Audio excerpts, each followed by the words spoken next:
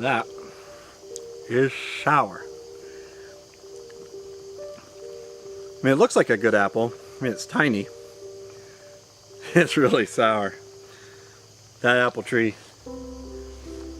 pretty much produces sour fruit.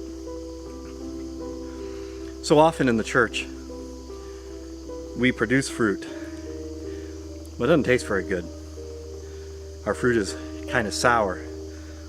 And the reason it's sour is because we're not always very sweet as people. We oftentimes have an attitude that isn't all it's cracked up to be. And the biggest reason the Bible says of why we struggle with our attitude is because we're selfish.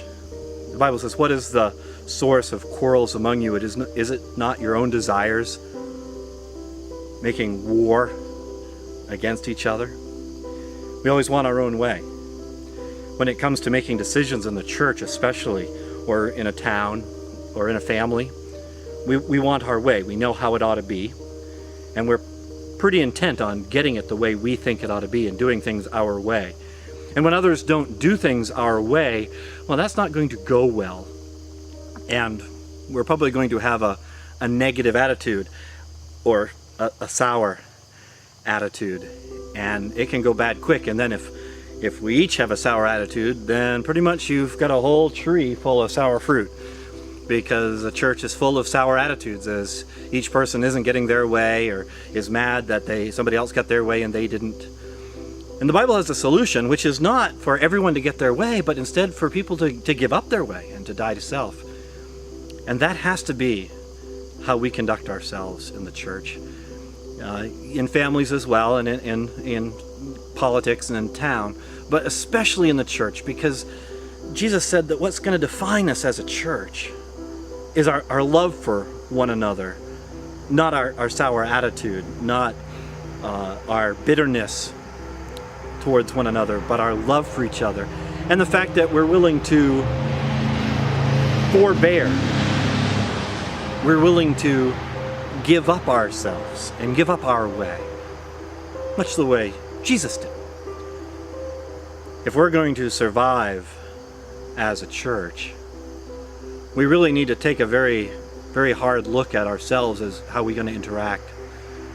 Especially if we're leaders, because if we're leaders, sometimes we think as leaders we are all the more entitled to getting things our way. We think that because we're leaders, that means that our way is the way that matters. But the Bible says actually that's the opposite of biblical leadership.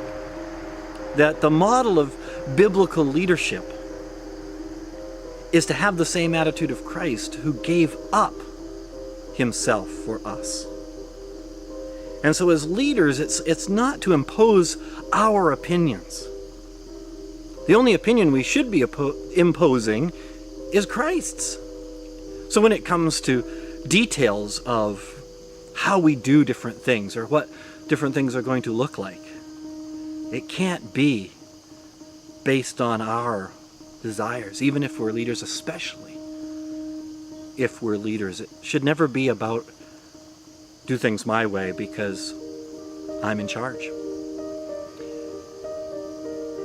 That creates a sour apple. I'm excited for this fall and this series that we're about to undertake starting Sunday, as we look at how do we make peace? How do we have the fruit that comes off our tree be sweet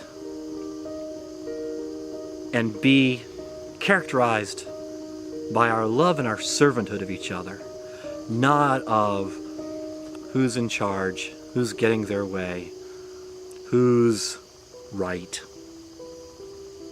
The goal of our instruction is love.